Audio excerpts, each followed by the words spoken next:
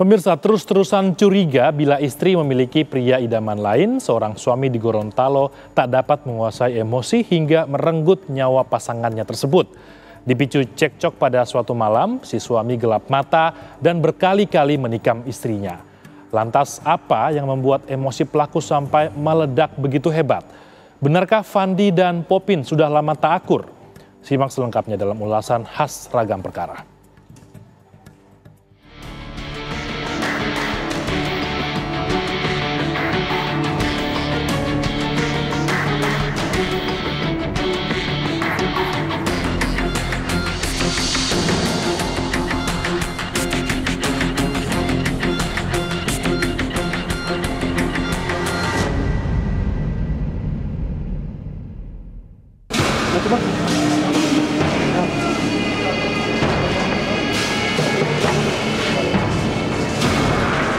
Lagi-lagi cemburu buta meminta nyawa.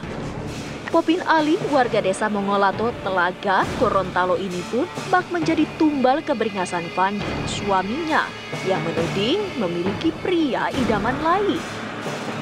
Senin 6 Juni 2022, sekitar 10 malam waktu Indonesia bagian tengah, Popin mendapat tikaman bertubi-tubi dari Fandi. Lokasi kejadian di rumah kontrakan mereka. Selasa sore keesokan harinya, hasil otopsi di Rumah Sakit Bunda Limboto mencatat setidaknya ada 10 tikaman dari benda tajam jenis badi yang mendarat di sekujur tubuh Popin. Jadi untuk hasil otopsinya itu mungkin ada sekitar lebih dari 10 tusukan. Jadi belum ada rincian pastinya karena kita memintakan nanti setelah kita BAP yang mengotopsi. Itu 10 tusukan di bagian mana saja, Pak? Ya kebanyakan di bagian daerah dada. Jadi mengena ke paru-paru dan mengena ke jantung. Cekcok antara Fandi dan Popin yang disebutkan kerap terjadi, salah satunya dipicu mencuatnya kabar perselingkuhan sang istri dengan pria lain. Awalnya, Fandi mendapatkan kabar itu dari kesaksian teman dekatnya. Kecurigaan Fandi memuncak kala ia hendak memeriksa ponsel istrinya yang cukup aktif di media sosial namun ditolak. Istri dari pelaku ini sering main medsos, sehingga menimbulkan kecurigaan kepada pelaku. Jadi ketika pelaku mau pinjam handphone korban ini, korban tidak memberikan dan passwordnya sering berganti, begitu. Kecurigaan apa, Pak? Jadi kecurigaan ada bermain mata dengan orang lain, sering ngechat dengan orang lain, begitu. Selama penyelidikan apakah ditemukan itu, Pak? Dari penyelidikan kita ya memang kita temukan begitu. Fandi yang ingin memastikan kabar perselingkuhan istrinya seketika meledak emosinya. Penikaman itu pun disebutkan terjadi spontan. Saya minta HP-nya, terus HP si korban ini istri saya dipaksa dia tidak kasih. Tidak dikasih HP-nya. Mau bikin apa itu HP, Pak? Mau diminta? Saya mau cek apa memang benar dia ada jemputan sama laki-laki lainnya. Sebelumnya dapat informasi dari mana? Istri Bapak dijemput sama laki-laki lain? Dari teman saya supir tronton. Sama ini, profesi ya?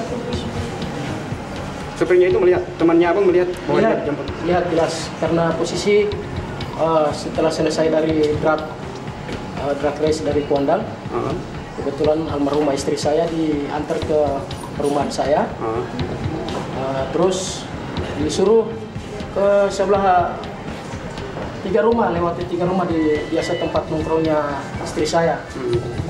Itu di situ ngapain istri? Istrinya berpindah mobil ke mobil satu Honda Sama Brio, siapa? sama laki-laki lain. Kebetulan laki-laki juga itu sempat dilihat oleh teman saya dan namanya dikenal juga. Memang korban dan pelaku ini sudah sering terlibat cekcok. Kemudian si istri membungkus pakaiannya yang ada di lemari. Kebetulan di sana si pelaku ini tempat biasa menyimpan senjata tajam yang dia punya. Jatuhlah ini benda tajam ini.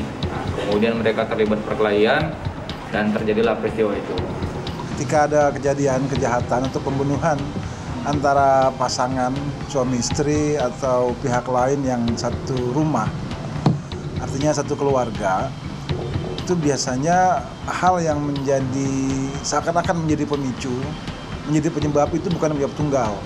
Kalau di sini kan dikatakan karena cemburu dari si suami terhadap istrinya karena penggunaan medsos yang sedikit dirahasiakan dari suaminya gitu. Dari sisi kronologisnya itu tidak mungkin itu membuat sebuah pemicu tunggal.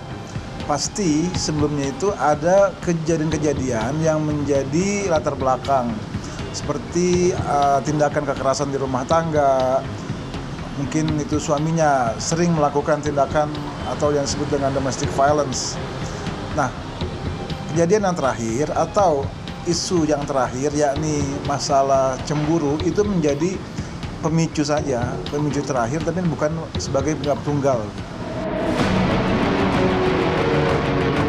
Pandi yang langsung menyerahkan diri ke pihak berwajib kini harus meringkuk di tahanan Mapolres Gorontalo untuk menjalani proses hukum lebih lanjut.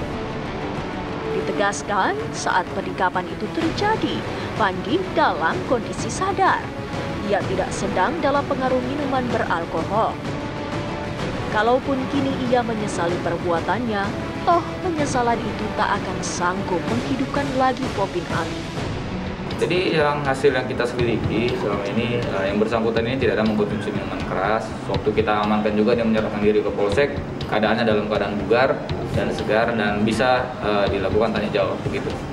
Satu indikator yang paling besar ya, indikator yang paling utama untuk yang bisa menjadi prediktor atau yang bisa meramalkan apakah akan terjadi pembunuhan atau kekerasan dalam rumah tangga, itu bisa dilihat bagaimana relasi atau hubungan antara suami istri. Apabila ada suami yang sering melakukan tindakan kekerasan kepada istrinya, maka dikhawatirkan itu bisa berakhir pada pembunuhan atau tindakan yang berakibat kematian. Jadi apabila kita di sekitar kita ada masyarakat, ada keluarga yang suaminya itu sering terjadi kekerasan, itu tolong dilaporkan dan dinasihati.